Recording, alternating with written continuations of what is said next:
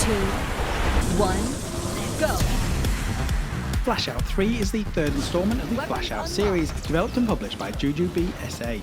The game features an extensive campaign and various races, from simple races to destruction, elimination and time trials. Whilst the gameplay is engaging and challenging, the presentation and overall feel of the game leaves a little something to be desired. And yet Flashout 3 has it where it matters, the gameplay. Racing around the forests, volcanoes and space stations looks and feels amazing. The gameplay in Flashout 3 follows a tried and true formula established by iconic games such as Wipeout. Players can choose between two characters that have little impact on the game apart from the final podium animations. The campaigns don't really have any story, but simply mix a handful of races together that include racing, destruction, elimination and time trials. If you just want to jump into a particular event, races range from standard races with 8 competitors to elimination and time trials. Where there's competition on the track with you, there's weapons to slow down or destroy your opponents. Whilst the gameplay is fun and challenging, the controls do feel a little bit stiff and not as fluid as they could be. The various vehicles all look and handle differently as expected, from the small, speedy but fragile to the hulking tanks that crawl along. I had to complete it on easy in order to work my way through the campaigns and cups. After over an hour on normal, I still wasn't getting in the top 3. Thankfully, the easy mode was perfect for me, working through the variety of tracks and challenges. Surprisingly, the various camera angles that the player can choose from not only offer a different perspective, but also changes how you play the game. From the high distance camera, through to the cockpit camera, and even the bumper camera all change how your craft reacts to the environment. The cockpit and bumper cam seem to be less affected by the side rails than the above view. Flashout 3's graphics are inconsistent, with some tracks looking absolutely amazing and others looking quite bland and flat.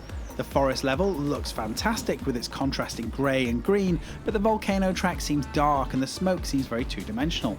The cover girl and boy look a little low budget and may put some people off the actual game, and the victory podium cinematic looks a little bit clunky, contributing to the overall budget look and feel. Whilst the weapon sound effects are decent and the explosions sound pretty powerful, the presentation as a whole is not going to blow you away. Despite its flaws though, Flashout 3 has lots of positive elements. Various camera angles offer a different perspective and change how you approach the game. The racing is fast and fun, and when weapons are unlocked, it's great to send your missiles out and your magna bombs flying at your competitors. The levels are different enough and you will find yourself flying off jumps, carving through caves, and even obliterating offices. The game also has a split screen option, which is both horizontal and vertical, which is a really nice touch. The soundtrack is packed full of catchy techno music that fits the game perfectly, and the neon-soaked visuals fit the theme. The game is not easy on normal mode, so players seeking a challenge will enjoy honing their skills in order to beat the normal and hard classes. Achievements are given out at a steady pace, but you will need to up your game to collect them all. Overall, Flashout 3 is a good indie anti-gravity racing game that is well worth considering its cheap price point. It might not be groundbreaking, but it provides plenty of hours of enjoyment. The game supports split-screen co-op, which is a plus point. It also has lots of tracks, vehicles, weapons and difficulty levels, which means plenty of challenge. However, it doesn't measure up to the greats such as Wipeout or Redout 2. While the gameplay is really enjoyable, the game's presentation could do with some improvements.